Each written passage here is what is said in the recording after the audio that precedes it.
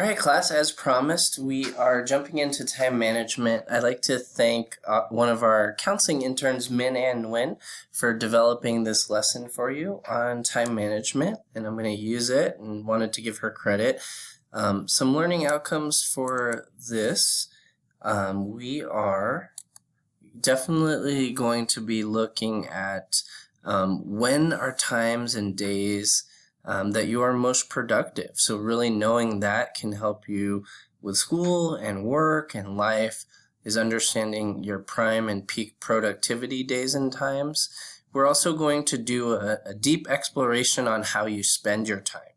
So taking a look at when do you have free time in the week, also looking at how you spend your time. What are your priorities? So identifying your priorities.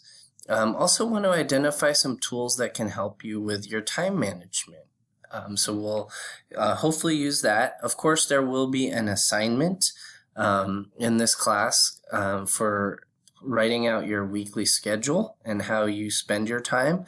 So what I'll do is can send you a PDF as well as an Excel sheet where you can fill it in. If you prefer to write it in on the PDF and take a photo of it, you can do that as well. And then I also want to have you be able to and have the flexibility to change things if things aren't working, or if you're not spending your time in the way you want to or as efficiently as you want to. Would like for you to on your own take a look at how you spend your time and make any adjustments that are necessary. So modifying. Okay. So time management is the ability to use one's time effectively or productively.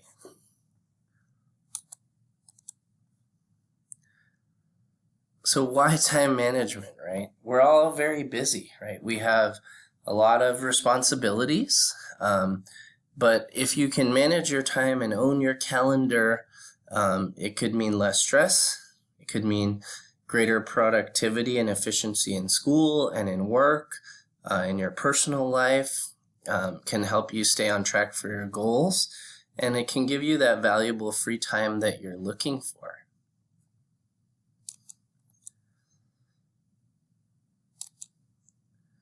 So here's a quote from English writer, philanthropist, and brewer Charles Buxton. You will never find time for anything. If you want time, you must make it, right? And I think what Buxton is trying to say is that there's only a certain number of hours in a day and in a week. So the things that are important to you, you will want to make time for and find time for. And again, know that the things that are not as important or not as vital, you might spend a little less time on. But anything that's really critical and important to you, like school or work or family or hobbies, those are things that you have to make time for. So question for the class, are you good at managing your time? Are you a good time manager? What I'll do is can I provide you with a self-assessment that you could take a look at, which you're welcome to turn in with your weekly schedule, and that'll be posted on Canvas to kind of assess if you are a good time manager or not. If you aren't, what tools or what things can you do to change to improve that?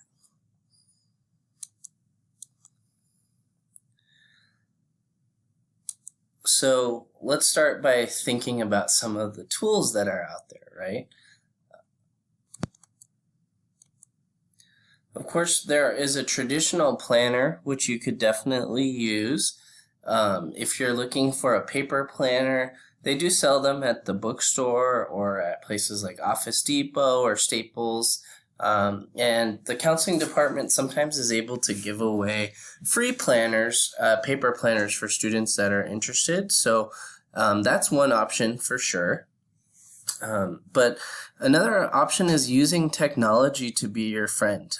As a student myself, I found that once technology came into play, I actually did a lot better job of managing my time because I had this stuff available on a phone.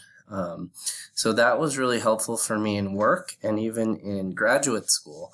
When I was an undergraduate student, I didn't really have the tools. This kind of dates me, but I didn't really have Google Calendar. There weren't really too many smartphones other than Blackberries when I was at CSM and at UC Berkeley. But when I got to graduate school, iPhones were big, Google Calendar was really big, and I was able to stay organized a lot better. All of you have Google Calendar access through your my.smccd account. You can connect the Google Calendar to your smartphone if you have one. You have it available on your laptop or desktop. It's in the cloud. So it's a really good option to keep you organized.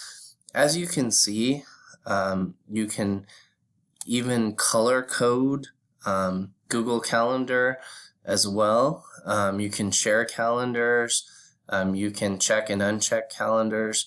And this is very similar to other tools. Like Google's not the only thing out there. Microsoft certainly also has some options as well.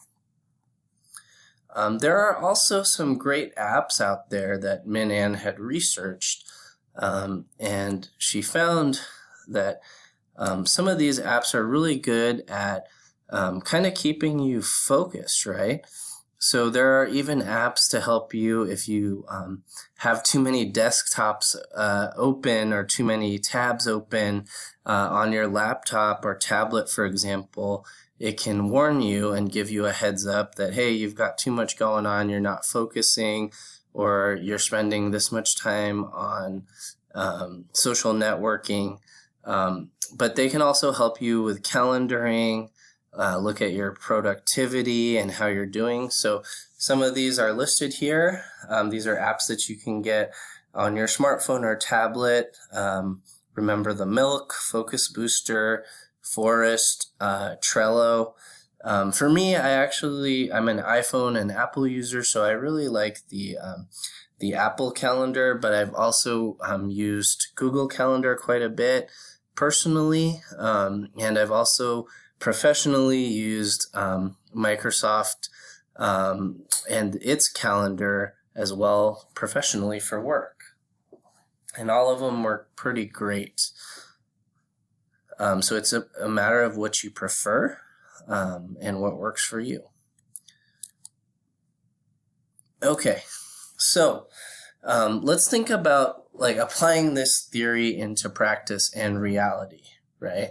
So what I want you to do is write down the things that you absolutely must do this week, whether it's going to school, it's homework, a paper's due, work, priorities that you have with family and friends, and then take a look at how much time is required to do these things.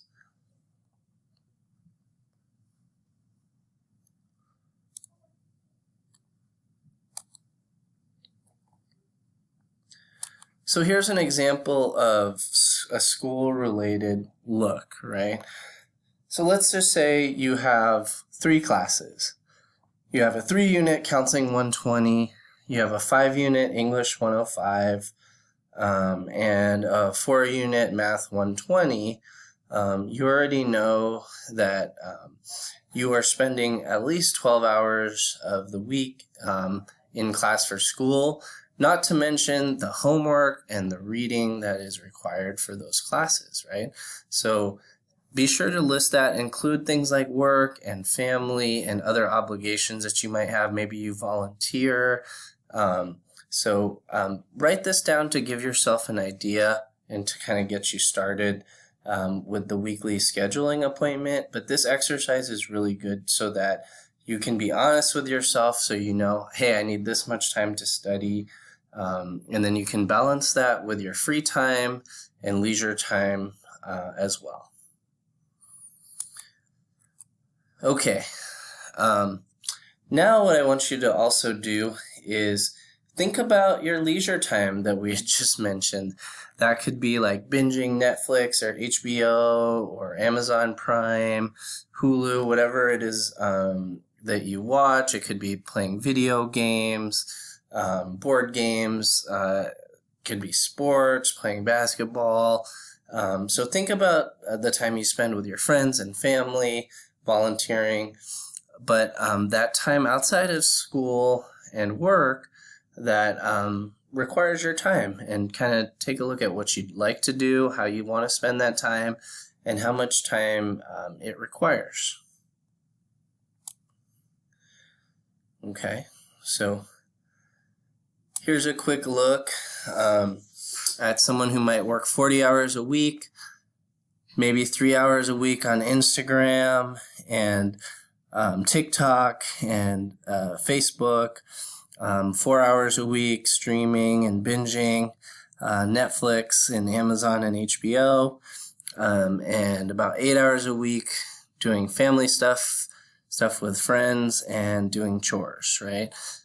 So again, these numbers all are different for every single person, but what this will do is give you a real snapshot about how you're spending your time, okay?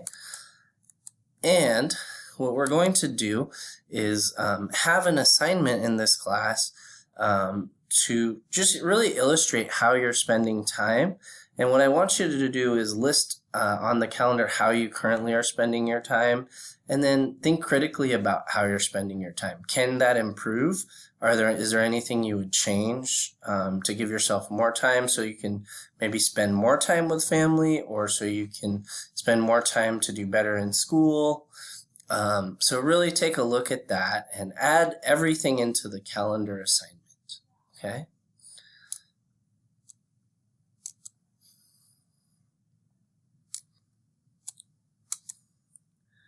So once you complete the assignment, you want to see how much actual free time do you really have? How much time is spent working or going to school or spending time with your family and partner or loved ones? And then you can kind of see what's really out there in terms of time.